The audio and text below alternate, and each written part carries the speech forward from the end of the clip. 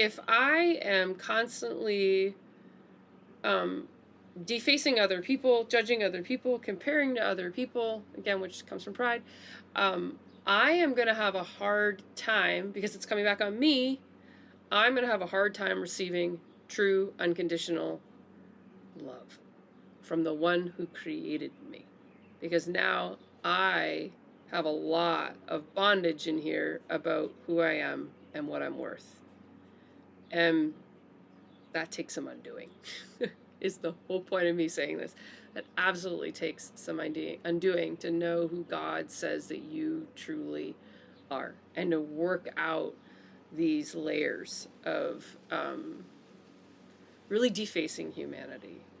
And so loving other people will be a byproduct of receiving love and giving out love, receiving love, loving God back, and then the outworking will be in loving other people. So one measure of growth in healing and focus on knowing God is by knowing and abiding in love.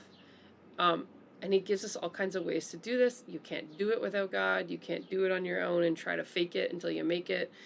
I mean, you can try. I'm not telling you to go and be a jerk until it's like real. I'm just saying that that ultimately there is a journey for all of us, but that we are so safe in love, and we are often afraid of letting go and entering in. We feel like we can't be vulnerable, we can't be trusting.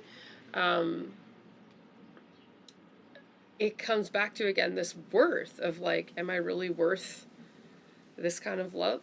Like, because now there's all kinds of lies, and we, and maybe potentially what we really think about God isn't that he really is all that loving, and would stick around. Like we see that he's like, maybe like he's meeting out, like giving out some love, but then like you really need to do something, or else he's just gonna withhold it, or he's not gonna continue like coming after you. He's gonna like, meh, all right, well, that's as good as it gets. Like, no.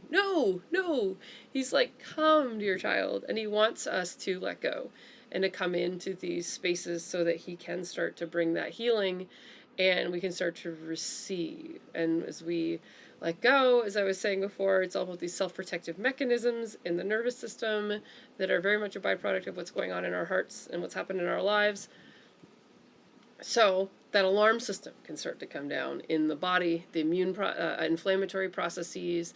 We can start to detox. We can start to have cellular just renewal, like this life start to flow as antibodies, immune system, hormones, all these things, the gut, all this stuff starts to come back into proper alignment when self-protection is no longer the sort of ongoing that's siphoning off our energy, our resources, causing inflammatory processes, hardening our nervous systems, causing all kinds of pain, all kinds of different things.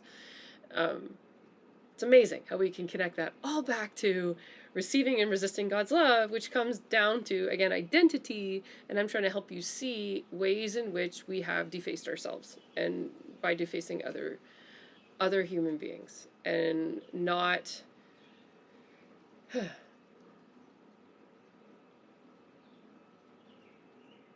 just not seeing how beautiful each of us is individually and collectively as his children.